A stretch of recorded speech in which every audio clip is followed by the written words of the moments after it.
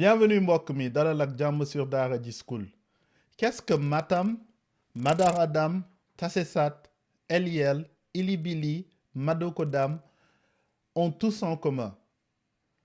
Vous me direz si vous avez déjà deviné que ce sont des localités africaines. Mais au-delà de ça, ce sont des localités africaines qui sont toutes des palindromes. Donc si on les lit à l'envers, on a le même nom. Matam, c'est le premier palindrome que j'ai connu, puisque je suis du Sénégal, c'était vraiment évident.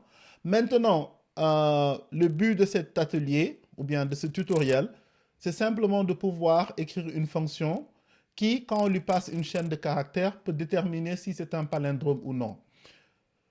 L'exercice semble très banal, mais ce qu'il vous apprend dans notre série de structures de données et d'algorithmes, c'est quand est-ce qu'utiliser plusieurs index dans une séquence. La plupart du temps, on utilise un seul index et on va de la gauche vers la droite ou de la droite vers la gauche. Mais à chaque fois qu'on a un exercice de ce genre-là, où on doit comparer certains index ou bien changer de position, de façon intuitive, commencer à penser à un ou plusieurs index. OK? Maintenant, si vous étiez dans un entretien, parce que ce genre d'exercice vient très souvent dans les entretiens, c'est à vous de commencer à vous poser certaines questions. Est-ce que cette chaîne de caractères, on a à se soucier des majuscules et des minuscules? Disons oui. Est-ce que pour cette chaîne de caractères, on a à se soucier des espaces? Disons oui. Parce que si on a à se soucier des espaces, l'espace rieux, ici pour Madokodam, il faudra d'abord trimer cet espace avant de faire l'évaluation. Donc, notre fonction devra prendre cela en compte et s'assurer que, quelles que soient les chaînes de caractères qui lui sont passées, il va les transformer d'abord en minuscules, il va se débarrasser de tous les espaces et enfin pouvoir voir si c'est un palindrome ou pas. Bon, pour l'exercice qu'on va faire sur le tableau, on va simplement aller vers le palindrome d'abord et quand on va passer sur notre éditeur de code, on pourra se soucier de ces autres choses qui sont capitales quand même. Maintenant, quand on a cela, j'ai parlé de plusieurs index. Dans ce cas précis, on peut utiliser deux index. OK? On pourrait voir un index du bas et un index du haut. D'accord? Maintenant, marquons ces index rapidement. On est à 0, 1, 2, 3, 4, 5, 6, 7 et 8. Donc, on a 9 caractères allant de 0 à 8 pour les index. Donc, le caractère du bas, on va l'appeler L. OK? Et le caractère du haut, on va l'appeler H.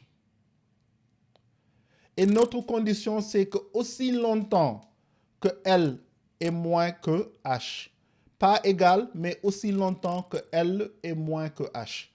Ça nous permet de contrôler notre boucle, de s'assurer qu'elle ne va pas aller s'exécuter de façon infinie. Maintenant, qu'est-ce qu'on fait? Si on a un palindrome, qu'est-ce que c'est qu'un palindrome? Un palindrome, c'est vraiment un effet miroir. Donc, quand on a un effet miroir, c'est-à-dire ce qu'on a aux extrémités, les valeurs seront les mêmes.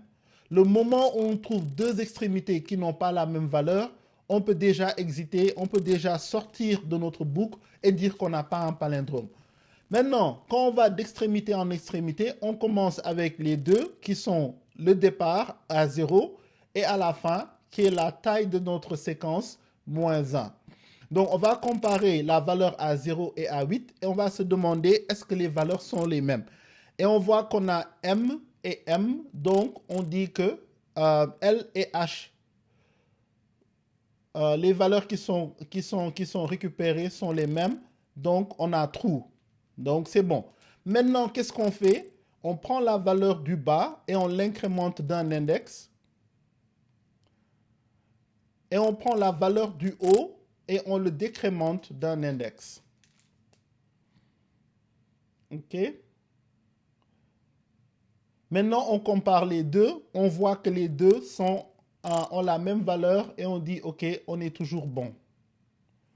Et on continue ce même cycle. Maintenant, on incrémente le bas une fois de plus.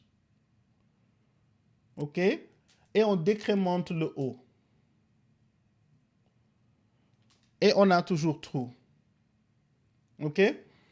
Et à chaque fois ici, puisqu'on est en train d'incrémenter, vous voyez que low va commencer à 0 et va être à 8. La deuxième itération, low va être à 1 et high va être à 7. La troisième itération, low va être à 2, high va être à 6. Ainsi de suite. Donc, on continue ce cycle-là jusqu'à ce qu'on trouve que, par exemple, là, 0, 1, 2, 3 et 8, 7, 6, 5 sont les mêmes. On dit que c'est true. D'accord? Mais là, quand on arrive à R, comment dirais-je, high et low seront les mêmes. Donc, ils sont au même index. À ce moment-là, on a vérifié et on a carrément un effet miroir. On a un palindrome. OK? Ça marcherait même si on avait un nombre pair, parce qu'à ce moment, on pourrait les évaluer aussi longtemps qu'on a low qui est moins que high et que les valeurs qui sortent à ces index-là sont les mêmes, on continue notre boucle. Et au final, si à la fin de la boucle, on a un T, on a tous ces T-là, on peut se dire que ok, le mot ou bien la phrase qui nous a été balancée est un palindrome. Donc, le cas contraire, si on trouve une inégalité, on peut se dire qu'on n'a pas de palindrome. Donc, en gros, c'est ce dont on a besoin. Ce qui est très capital, c'est cette idée d'avoir plusieurs index, un du haut, un du bas. Il y a beaucoup de types d'algorithmes ou bien beaucoup de types de solutions d'algorithmes qui peuvent être résolus de cette manière. Donc, c'est une astuce, c'est une chose à connaître et surtout à comprendre. Vous pouvez, de la même manière que vous pouvez prendre un index à partir du haut, vous pourrez peut-être parfois utiliser un index à partir du milieu. Vous pourrez parfois diviser votre séquence en 3 ou plusieurs. Donc, au fur et à mesure que vous comprenez et que vous vous habituez à l'exercice algorithmique, commencez à penser à ces options que vous avez. Donc, sans plus tarder, regardons le code maintenant et implémentons cette fonctionnalité.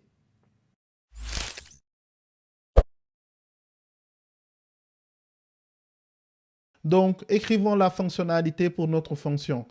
Cette fonction va prendre une chaîne de caractères. Donc, la première des choses qu'on va faire, on va avoir une variable interne ou bien une constante qu'on va appeler check, qui va nous permettre d'éliminer les espaces et les majuscules.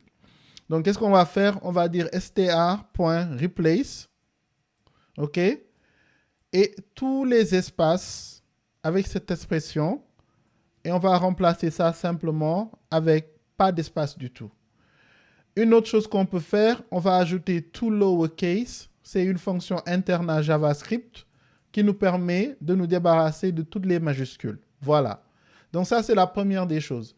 La seconde, c'est d'initialiser deux index ou bien deux variables. On va les appeler letLow et ce sera à 0 et letHigh qui sera check cette fois-ci la taille moins 1. Puisqu'on commence à 0, ce sera la taille moins 1. So check that length moins 1. D'accord. Les chaînes de caractères en JavaScript, on peut itérer dessus et ils ont presque les mêmes similarités qu'un tableau. Donc maintenant, quand on a cela, on va commencer une boucle avec while.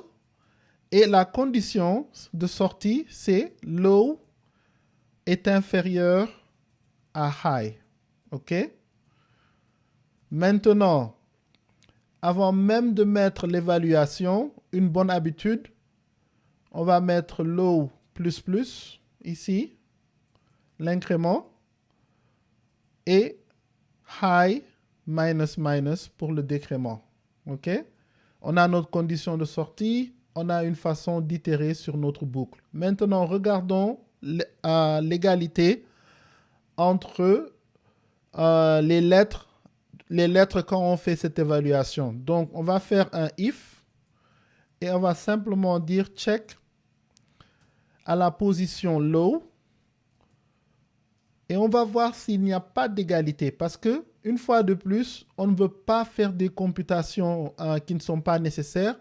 Et le moment où on n'a pas une égalité entre ces deux, ces deux extrémités, on n'a pas un palindrome. Donc, si check low n'est pas égal à check high, ok, s'ils ne sont pas égaux, on n'aura pas un palindrome. Et en utilisant return ici, ça va forcer la boucle à sortir. Maintenant, faisons un petit message de sortie ici. Et on va simplement dire que check is not a palindrome. OK?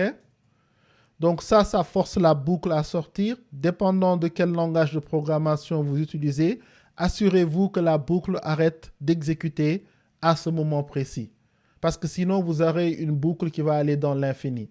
Maintenant, si on finit avec la boucle et qu'on voit que, donc, s'ils ne sont pas, si cette condition-là n'existe pas, ça veut dire que c'est la même chose. Donc, à la fin de la boucle, on a tout évalué et on peut simplement retourner maintenant le contraire, on a un palindrome. Mais faites-le à la fin de la boucle. Donc ici, on va dire is a palindrome. Voilà.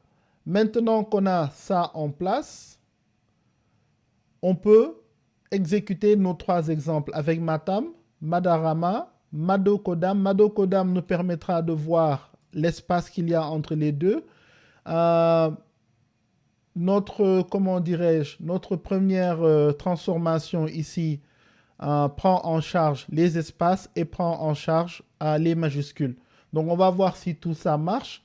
Donc, techniquement, Matam doit être oui, Madarama, ça doit passer, Madokodam, ça doit passer et Madagascar, ça doit nous dire non.